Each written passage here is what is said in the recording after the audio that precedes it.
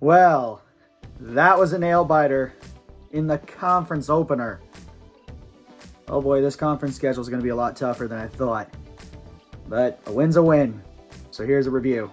Hey, what's up, everybody? It's Drew, better known as RockChalk01, and today, yesterday, whenever you're watching this, the 4th-ranked Kansas Jayhawks were back home in Allen Fieldhouse after a few days off for their conference opener against Oklahoma State and squeaked by the Cowboys with a victory by a final score of 69-67. Yeah, this could have been a totally different result because it was a tale of two halves. The dominant Oklahoma State first half and the incredible comeback by Kansas in the second half. And the second half kind of outweighed the first half in that way. And yeah, KU won its, I don't know how long of a streak when it comes to conference openers. We have extended that.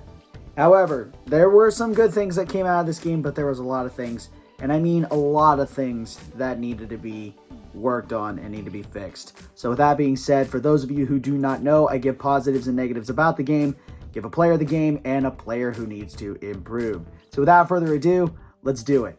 All right, positives. I mean, KU had the better shooting night in this one, as KU ended up shooting 46% from the field, 48% from beyond the arc, and 60% from the free throw line, which was bound to happen, but I'll take the 60% from the charity stripe.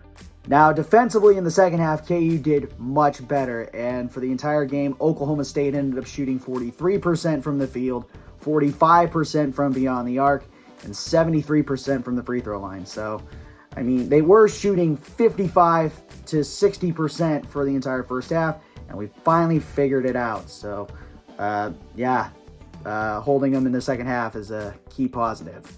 Another one, rebounding. Somehow, someway, KU won the rebounding battle, as the Hawks had 35 rebounds, while Oklahoma State finished with 32. And if you just take away KU's offensive rebounds, they would have gotten obliterated by 8. So, yeah, I'm shocked that KU won this battle, and it's a positive. Another positive, KU had more steals than the Pokes. They had 7-5. Points in the paint, KU won that battle 24-18, and second chance points as well. They won that 19-15. So there was a lot of good things that came out of this. And yeah, with all that said, those are my positives. Negatives. Where do I begin? KU's first half, not shooting-wise. I mean, shooting-wise, we were fine. But defensively, we stunk. My goodness, being down 15 at a half because of Oklahoma State's shooting numbers is nuts. And the Pokes ended up going 55% from the field, 50% from three, and 67% from the free throw line in the first half. And yeah, that's needed to be fixed fast, and thank God it did. But that's still a negative. Another thing, turnovers. God, we turned the ball over way too much. KU actually had 17 turnovers in this game, and Oklahoma State scored 22 off of them, while KU managed to force 13 Oklahoma State turnovers and only scored 7, which, that's awful. I don't know what went wrong in terms of taking care of the basketball, because we could not do that. So that's a negative. Another negative, fouls. Once again, KU got into foul trouble, and it almost cost us this game, as KU had 17 personal fouls, while they only drew 15 Oklahoma State fouls. And yeah, foul trouble was big. I mean, let's see. KJ Adams had 4. Grady Dick had 4. Kevin McCullough had 4. Those 3 guys we needed in this game, and they almost fouled out quick. And yeah, we just got to do better defensively, not fouling. And yeah, it needs to be fixed bad. And the final 2 negatives, it comes in more of the box score, as Oklahoma State had more fast break points and bench points than KU. Fast break points, the Pokes won that 6-1, and the bench points, they won that 17-14, which is closer than I thought, but yeah, that still need to be fixed. So yeah, all that said, those are my negatives. Player of the game. Now, he also has the play of the game, which was nuts, and that's KJ Adams. I would have gave it to Jalen Wilson because of his 20-point performance, but KJ was perfect from the field, and there was no question. KJ finished with 14 points, 4 rebounds, 1 assist, 1 steal in 23 minutes, went 6 of 6 from the field and 2 of 3 from the free throw line.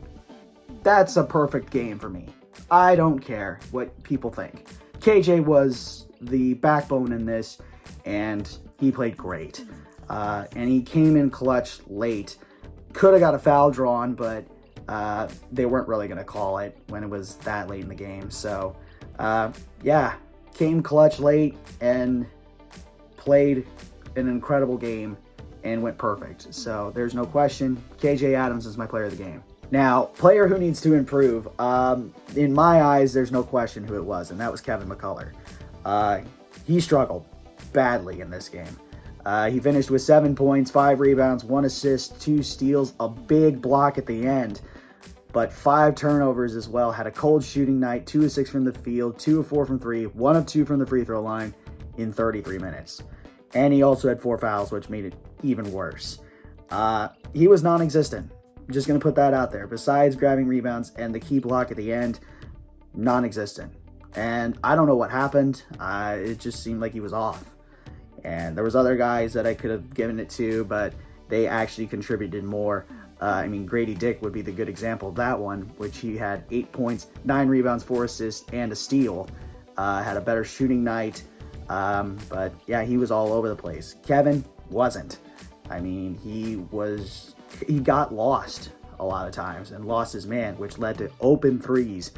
And yeah, I know he's going to have to really fix it up, especially when it comes to the next game, because, oh boy, I don't know if the crowd is going to cheer him or boo him, but it's going to be pretty interesting. So I think it's just a bad game that he had, and I hope he gets whatever he needs to improve on fixed.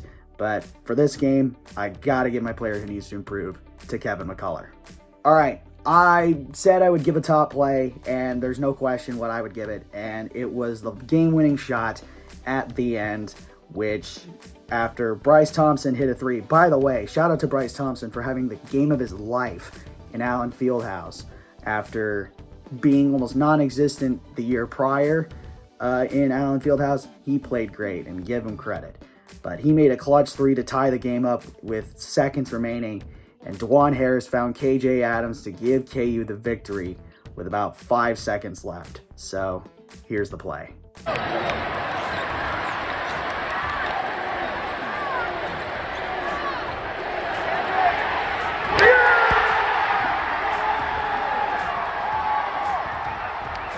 All right, that's going to do it for my review of KU versus Oklahoma State. Again, the final score, Kansas 69, Oklahoma State 67. Leave a like, comment, share, and subscribe. Push that notification bell. Tell your friends about these videos. And I should see you again for the next basketball review as the Hawks will travel down to Lubbock, Texas to take on the Texas Tech Red Raiders. But until then, have a good day. Never ever bring exotic dishes to the Fieldhouse, and I'll catch you on the flip side. Peace.